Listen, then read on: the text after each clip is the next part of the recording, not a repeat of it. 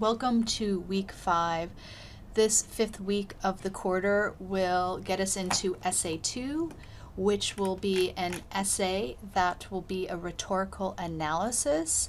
It's different than the narrative you wrote for essay 1. It's a little bit more complex, but we'll get into all of those specifics in just a minute. Okay, we have the assignment sheet here on the screen in front of you. This of course was available last week, and I'm hoping that most of you have taken a look at it. But if not, let's get a little bit closer and take a look at what exactly I'm asking you to do.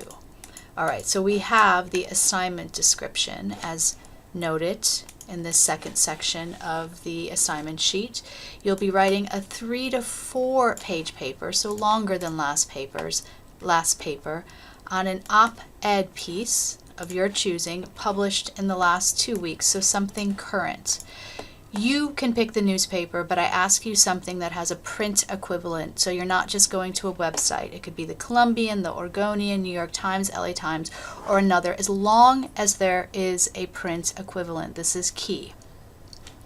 You can use shaming as bullying, a rhetorical analysis of Laura Hudson's Why You Think You Should Think Twice Before Shaming Anyone on Social Media as a guide for this paper, for this essay. And that is in chapter 3 in MindTap.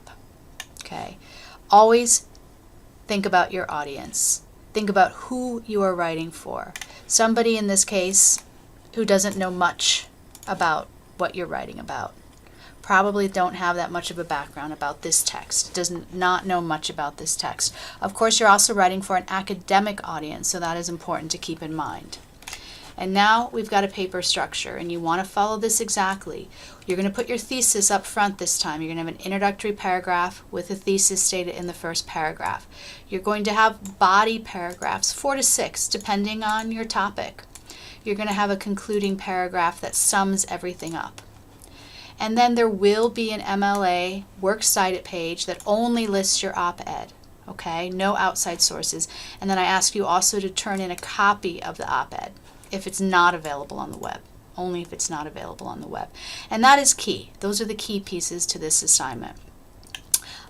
There are assignment steps, the processes, which really come from MindTap as well, pretty directly from the book. So I'm not going to go through and read each of these for you, but ultimately it's really important that you have engaged with the readings from last week and from this week.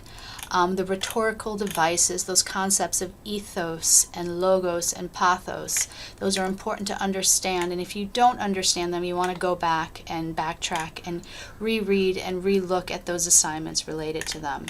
The grading for this assignment will be found on the rubric, which again was available last week. The paper needs to be turned in on time. Okay, unless you're using your late pass, and this paper, like all others, is required to pass the class. Now, questions. You know how to reach me. This might be a good time for a conference if you and I have not had that conference yet, or even if you have and you still have questions for me, just let me know.